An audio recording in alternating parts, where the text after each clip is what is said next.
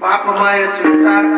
वडील भगिनी आणि राहता विठ्ठले बिन चाल नाही होता आवडी माते विठ्ठलाची माझं दुसरं कोणीच